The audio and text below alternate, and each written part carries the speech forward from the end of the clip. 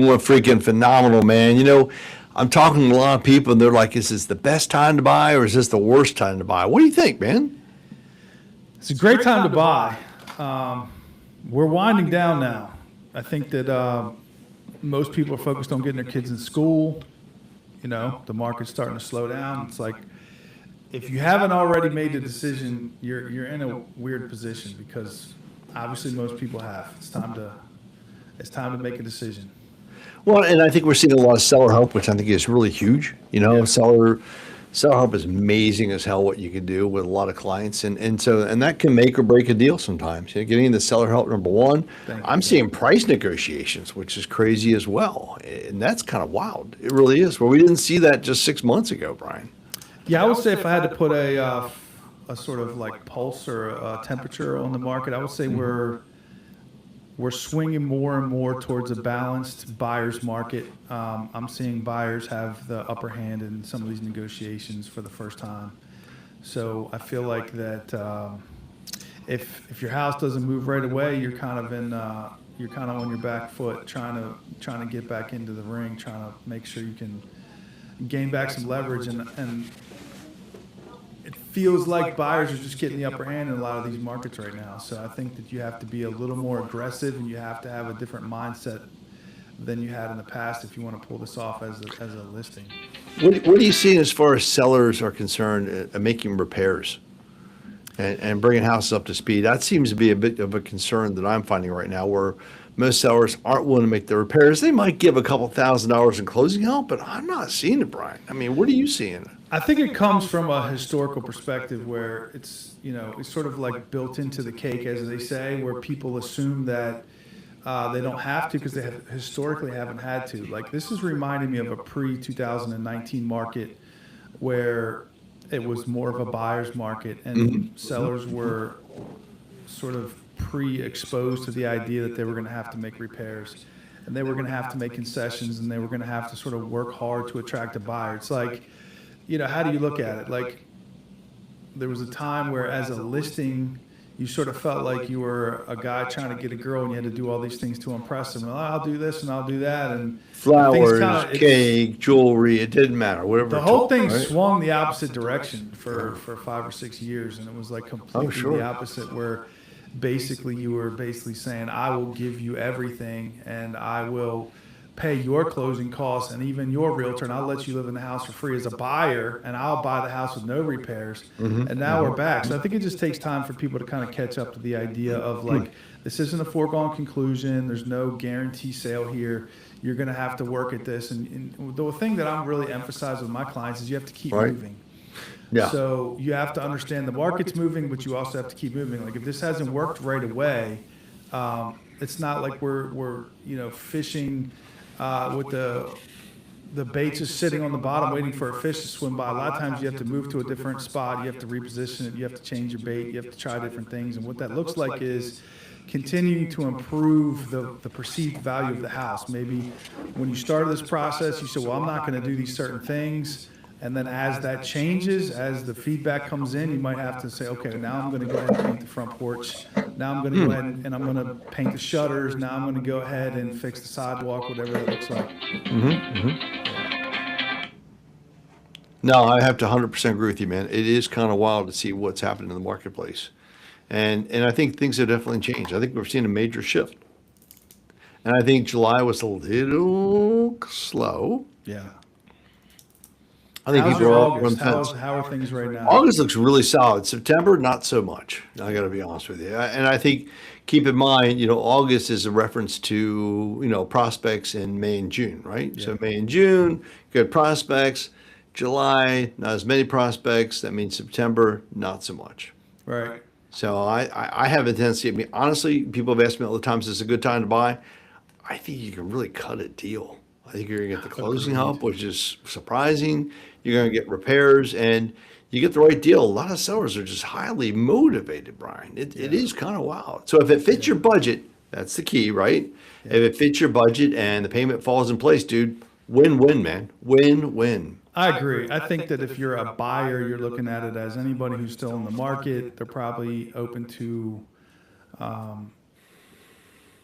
working with you a lot more aggressively than they would have been if we had been doing this in May. So I think now's a great time to buy a house. If you're selling a house, you just have to understand we're in a little bit of a less position than we were in May, potentially, and you need to be more aggressive about getting your house ready to sell. And Brian, we talked about this. I think this is key. As a seller, you don't want to be chasing after the market. You want to be in the forefront. What I mean by that is, a lot of people are like, oh, let's just see how the market goes before I drop my price. And they wait. The other neighborhood drops. Then they drop to match it. The other neighborhood is, and they're just circling. And they're like, why isn't my house selling? Everybody else is selling. It's because they didn't set up a realistic point of view and perspective from the very beginning. I think that's failure to prepare your seller properly to understand today's marketplace. Yeah, it's like chasing a boulder down the hill. It's kind of the reference that I use. It's very hard to get back in front of the boulder once it's already started going downhill and you're chasing the price down. I think some of it just comes from understanding. Tim, you want to try the? There's like this setting. I know, called, dude. It never happens. It's always. I'm like, oh my gosh, seriously. Drop down from the top. You have this thing right here called "Do Not Disturb." Okay, Brian, but I'm already disturbed, so it doesn't matter. Yeah. So yeah, I would say that you have to constantly reevaluate. So what I look at it is like you're repositioning. We tried this, we keep moving. We have three things we can control. One is timing. You can theoretically wait for the one guy who is not in the market today. He's going to be in the market in 90 days or whatever. Sure. And you want to wait to find that person because you have a unique property. Yep. If you don't have a unique property, you have to look at it another way. You have two more things you can control. Control the price, and you can control the perceived value of the property. So what does that look like? You're continuing to fix it up. You know what I mean? And theoretically, there is a fourth option, which is if you have terrible photos or, the description is bad or something along those lines, you can take better pictures. But assuming that did not happen, then you want to increase the perceived value of the property. So you can either lower the price or increase the perceived value. Generally, there's way more bang for your buck in the increased value than there is lowering the price. What I try to tell people is like, if somebody doesn't like your property, they're not going to love it $10,000 less. But if they don't like your countertops, you can increase those countertops for about $2,000, right? So why drop it 10 when you can just do that instead? It's usually, 3-to-1. Lowering the price gives you the same effect as investing 1/3 of that amount of money is generally what I would look at it as. I was going to ask you that. It depends on the house, right?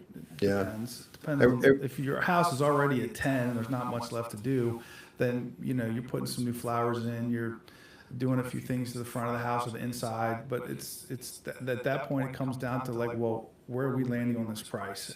How we position next to everybody else. And that's the other thing is you have to constantly evaluate who you're competing against. Right. Like, so if you were a buyer at, $700K and you're looking at the market, who else is at $700K? Theoretically, there might be somebody who's desperate and they've dropped it to a ridiculous price. Like a lot of times when you're evaluating past sales, you'll catch one or two and you felt like, man, they could have gotten at least $50,000 or $100,000 more had they just this, that, or the other. And a lot of times they just priced it too low to begin with. It sold in one day and you're like, great.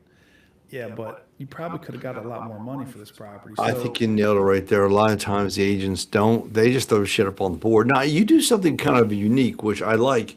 A lot of times you're going to do an appraisal up front. Not a lot of times, every time. Yeah, I do an appraisal, and that sort of helps take some of the tension out of our relationship where you think I'm just trying to lowball it to get it sold real quick. Like I want an expert to come in.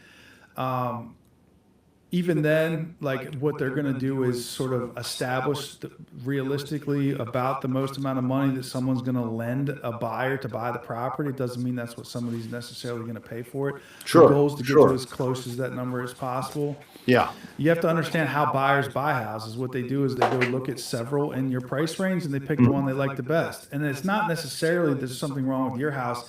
They might have had a need that your house didn't address. Maybe to them it's all about the backyard. You don't have the backyard. You have a much better house, much better cost per square foot in a much better neighborhood, but your backyard isn't as nice, and that's what's important to them. Yep. So in that case, there's nothing you can do about it. Like you have to try to figure out what is the most likely buyer for your property, and then how you're positioned according to that. And in some situations, you have to actually wait, because if somebody's more desperate than you Right. need that house to sell for you to then move to the top of the stack. And Whereas that's if you true. had to try to compete with them, the only way to do it would be to lower it so significantly that you just give away a lot of your equity.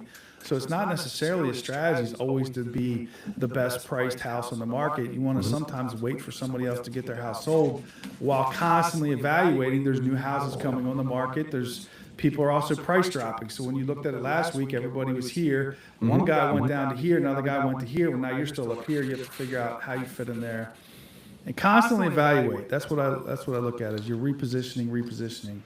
And I think sellers need to understand that too. I don't think they always do. I mean, they think, I'm just going to go for top dollar, Brian. I want the most. We all want you to get the most for the house. There's just no way around that. But there are situations where if you want to be able to sell in today's marketplace, I got a seller right now, 273 days in the market.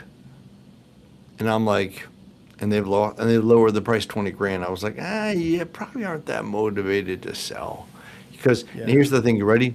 They'd taken the first offer that came to them 30 days, they would be closed and be done. Instead, they made 7 more mortgage payments. And I'm like, don't you think you should have? And they regretted it. They called the buyer 2 months later. Hey, we still have the house to sell. They had already gone and bought another house and settled, and they were done. Yeah, at the end of the day, sometimes it is a process for people, though, because people start out with a mentality. They say stuff like, well, I'm not fixing anything and I'm not lowering the price. And that's where they're at today. Our job is to sort of give them best advice. Here's what I think you should do. And then they're obviously in the driver's seat, so they can decide whether or not to take that advice, assuming you gave them good advice. But what does happen is people, they don't want to take your word for it. They want to see it. So it's like, well, I want to try my price. Fair enough. If the price doesn't work, you also have to be open to the idea that you might have been wrong. Right. And that you have to continue to reposition.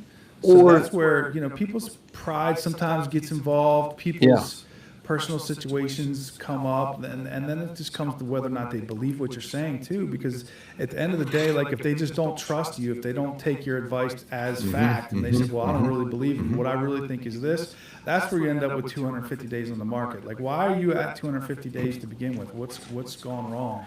The initial price was set wrong.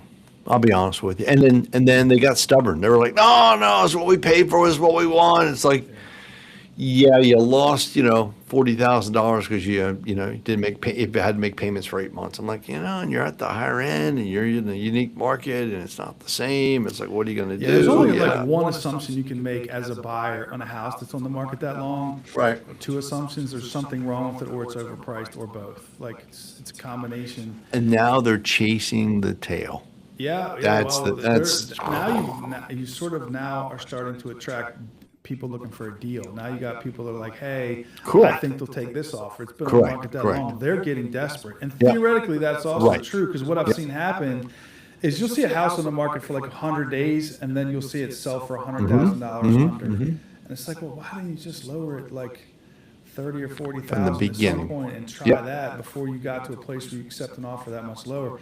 It's just it's a bad strategy, but everybody has their own sort of preconceived notions about how they're going to handle this process, and it's up to us to give them good advice, and it's up to us to convince them that this is the way to go. But and I think you have to, man. I don't think you have any other choice, especially in this marketplace. Yeah. I'm not sure what else you could do. So what's up with the Fed and the interest rates in the future, man? Are we going to see? Yeah. So tomorrow they're going to cut the rates like 1%. We're going to see this huge dive in interest rate, and it's going to be like the best time we've ever had to buy a house. It is going to be amazing as hell. Yeah. So let's say maybe that doesn't. Not going to happen.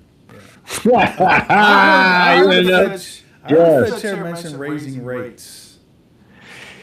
Yeah, they changed it. Now they're saying they're possibly going to raise the rates 2 to 3 times over the next 6 months, which, it's a response to the current economic conditions, which is, hey, you know what? Guess what? Oil's going up, cost of inflation is going up. The job performance is steady right now. We haven't seen a lot of changes along those lines. So I think it's all bogus as hell, to be honest with you. You may tell you the God's honest truth. Yes. Yeah. And I have a hard time somebody else setting rates, but at the same time, that's how our system is set up. So it makes sense. Okay, so let's say they raise rates. It doesn't always correlate to a mortgage rate. We know that. It's 10-year Correct. treasury. Correct. Well, but the 10-year treasuries is having significant impact because there's only so much money around, and the money is attracting investments. And if 10-year treasuries, which are basically guaranteed mortgages, right, guaranteed debt payments, that's a much better deal than buying mortgage debt. And you saw what happened in the great crisis of 2008, right? So what is the mortgage rates going to do over the next 6 to 12 months? Yeah, I think they're going to stay flat. All right. So even though the Fed might raise the rate, mortgage interest rates will likely stay flat. Because I think the number of buyers in the marketplace has dropped dramatically, and supply and demand will always has some impact on pricing. That's Yeah, a fact. that's, a fact. I mean, let's call it what Mortgage it companies is. will drop their rates in order to be able to fill the pipelines. Keep people employed, my friend. Exactly Yeah. right. Yep. Yeah. So it's like not great news, Tim. No, so, I can tell, if you see this, I've lost a little more hair now. I'm like in my old picture, I had a lot of hair. I don't have as much hair anymore. My mustache is turning gray. I'm like, what the hell am I supposed to do, man? I'm going to start wearing a hat. Oh, Yeah, you got to. that's right, brother. There you go. A cuffly hat, man, at that. It gets you, man. I'm with you 100%. You got to shop brother. till you find the right one to fit your head, man. I hear you. So, So what's that means the spring and the fall, or the fall and the winter, like we're not putting a bow on this one. Like Did it's we gonna have- struggle, boss? did we have a spring market, Brian? According to the numbers, it was actually not bad. It was up over last year, so I would say yes. I didn't Did we have a think summer market? I don't. The July numbers are not out yet. They're coming out tomorrow. June was up 13%, but it was up 13% over a down market. So That's the perspective people don't remember. It's It was down. 10% over terrible. Correct. So you've got to look at the previous year. What was the previous year like? And the Terrible. previous year sucked. And you know what? It was not good. And let's face it, last year you made your money in the fall. Yeah. Not so much this year, my friend. Come on, man. Come on, I Tim. know. I'm just Tim, saying. this is like a freaking, like this is just bad news, bad news. All right, let's change the subject. You said you were reading an article about a guy who was in Yellowstone, Tim. Dipping his finger in a hot spring and fell in, Brian. Hmm. And and unfortunately there was a thunderstorm and they couldn't get to him. He had already passed, unfortunately. And so they went to get him the next day, and the hot spring was hot water and acid. You said an acid. Yeah. I'm going to go out on a limb here and say that perhaps he was in an area where he was probably there was a sign somewhere that said don't lean over the edge or stick your hand in the water. It said caution, contents may be hot. So I feel like the curiosity thing. I feel like if I'm going to go all the way across the country to Yellowstone, I'm I going wanna to at dip my least- finger in the Yeah, I hot wanna- I acidic wanna feel solution. how hot, well, the acidic Yes. part would probably I love it. back. He probably put his finger in it, it came out, and there was just the bone part, like, two pieces of bone, like, you know what I And mean? then he freaked out and slipped and fell in. Exactly. He went like this, and they've lost his balance. And that was it, man. No, I mean, we feel bad for people like that, but it's like your mom always told you: don't run with scissors, right? And you know what happens. Well, I Just feel like saying. it's just, like everything you do all day runs a percentage of something bad happening. There's some risk, and we need to keep moving forward, and that's why you and I both believe in the power of. The power of prayer, Tim? Hey! I don't know if that's going There to you help that go. guy right now. Okay, whoa. Did we not close a loan the other day? And then what was the night before? Where was it? And I said, let's say a prayer. And what happened? We closed it. Damn right. You got it, Yeah. brother. I'm Yeah. just saying. So at the end of the day, if times are tough times never last, but tough people do. And if you need a little extra helping hand, you know where to go. I'm just saying. So, Tim, you're like the Mr. Silver Lining guy. I am. I want to Because get I'm- a silver yeah. lining for the fall and spring market here. Or Best fall time to ever and buy in winter. your entire life. You're going to be able to negotiate the right deal. You're going to be able to get closing assistance. It's going to be a home run, dude. I'm serious. It's going to be a freaking home run. So honestly, look, at the end of the day, everybody says, can you time the market? You can never time the market. I don't care who you are. Okay. Unless you have insider information. Well, my insider information is, look, sellers want to sell and they're highly motivated right now. And if you're a buyer and you've got your stuff together and you can cut a deal, you know what? You can get some pretty cool things out there right now, man. Yeah. From the high end to the low end, it doesn't matter. There's some good opportunities. Yeah. And so what I do, honestly, I give Brian a call. Brian, what do you think? Yeah. And I know you're going to tell them the truth. You're just going to say, look, this is the Yeah. market we're in today, man. Well, it's obviously market dependent too. Like I had a lady who wants to go look in Capitol Heights, and like every house she wanted to look at is gone. She wanted to go look. She said she wanted to go on Saturday, then she canceled for Monday. And then I was like, I don't know about that plan. Sure enough, Good. Monday morning, she's like, yeah, the houses I want are gone. Let's try next week. I said, listen, if you're going to do that in hot markets, you need to go look at houses on Thursday, preferably Friday, and Before then the try to weekend. lock them in. If You got it, can man. lock them before the weekend. So there are still houses in markets that are hot, but There's still like, hot markets. Oh, there's no question about the that. But general principle rule of thumb, like they're Yeah. not as hot as they used to be. Nope, And the not at markets all. that were medium are now low, and the markets that are hot are now cooling off. So, yeah. so, Brian, get out there and kill, brother. Yeah, Tim. And don't stick your, don't stick Finger your in the water. hot, acidic water. Yes. Tough. Yeah. All right, Tim. All right, brother. It's a wrap, Catch up with you brother. later.